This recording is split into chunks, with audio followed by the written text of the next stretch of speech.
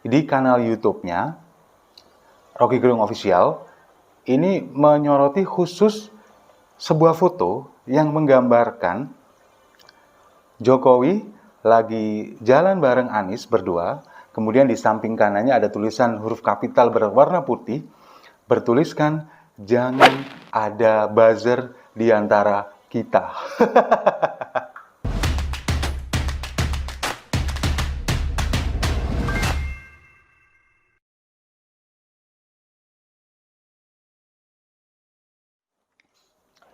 Salam damai untuk Indonesia, berjumpa lagi bersama saya, Papa Dimas. Masih ingat kan kunjungan Presiden Jokowi ke sirkuit Formula E pada hari Senin yang lalu?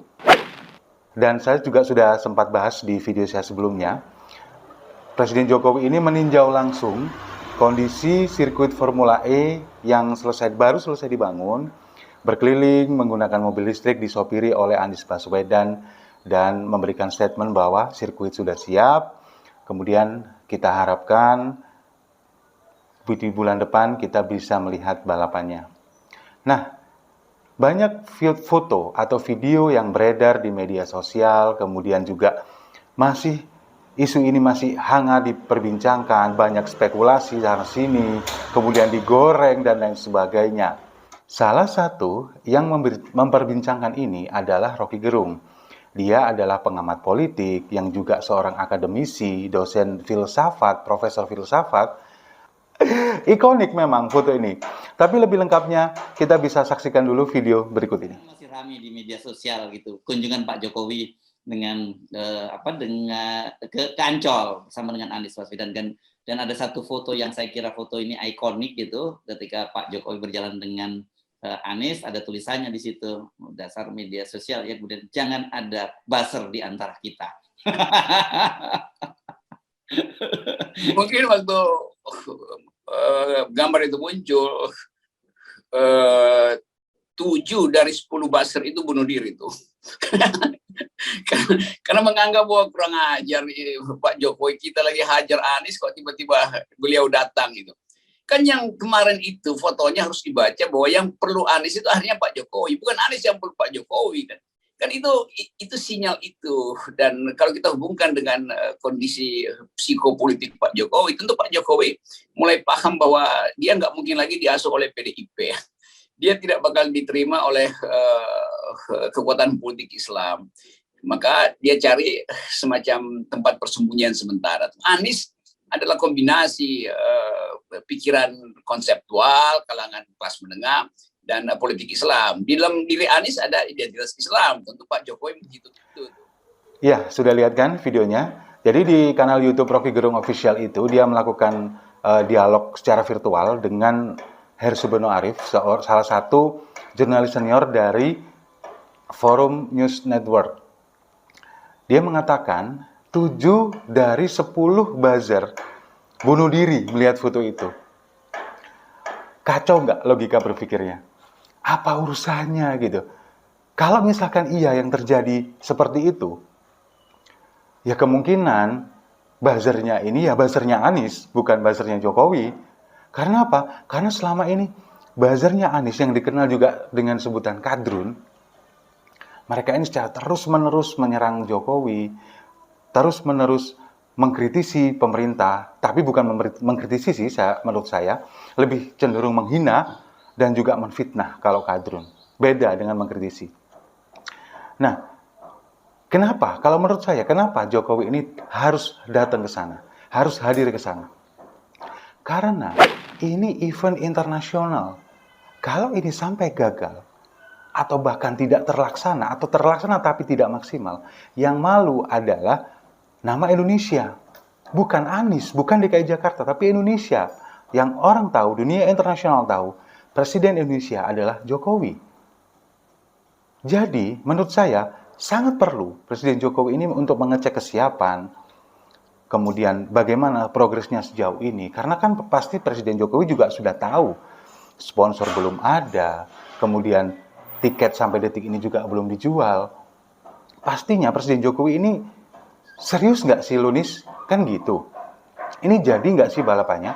Kalau memang nggak bisa menyelesaikan, biar pemerintah pusat yang handle. Mungkin seperti itu. Ini menurut saya. Kalau nggak setuju bisa komen di bawah ya, silakan tulis di kolom komentar. Tapi menurut saya itu. Kembali ke Rocky Gerung. Rocky Gerung ini memang terkenal selalu nyinyir ke pemerintah, mengkritisi apapun kebijakan pemerintah, terutama Presiden Jokowi. Nggak pernah ada benarnya di mata dia, selalu salah dan selalu belain Anies. Dan kalau saya bilang, Rocky Gerung ini adalah salah satu kadrun cabang akademisi. Jadi, dia ini salah satu kadrun yang berpendidikan tinggi, bareng sama Musni Umar. Itu kalau gelarnya benar. Seperti kita tahu kan, Musni Umar kemarin dipanggil gara-gara diduga gelarnya palsu. Nah, jadi Rocky Gerung ini juga mengomentari bahwa saat ini Jokowi ini hubungannya sudah nggak bagus dengan PDIP. Dan kemudian dia juga tidak diterima di kelompok politik Islam. Makanya dia cari perlindungan sementara ke Anies. Karena Anies ini dikenal sebagai tokoh yang konseptual. Dia berada di kalangan menengah. Kemudian juga punya kedekatan dengan politik Islam. Serius. Begini, kalau dibilang Jokowi sudah tidak punya kedekatan, sudah tidak punya hubungan bagus dengan PDIP, saya rasa itu salah.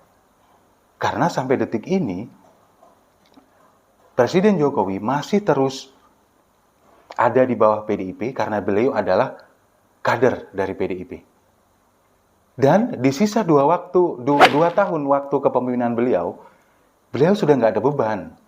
Misalkan nanti selesai jadi menjabat sebagai presiden, dia nggak butuh siapapun. Karena apa? Dia sudah nggak bisa mencalonkan lagi. Untuk apa? Secara politik dia nggak butuh siapapun, sudah nggak ada beban. Nah, jadi buat apa? Sebetulnya yang butuh ini Anies, bukan Jokowi.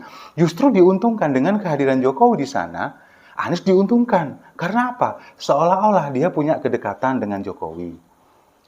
Seperti yang kita tahu, loyalis Jokowi, relawan Jokowi, akan memilih calon presiden yang direkomendasikan oleh Jokowi.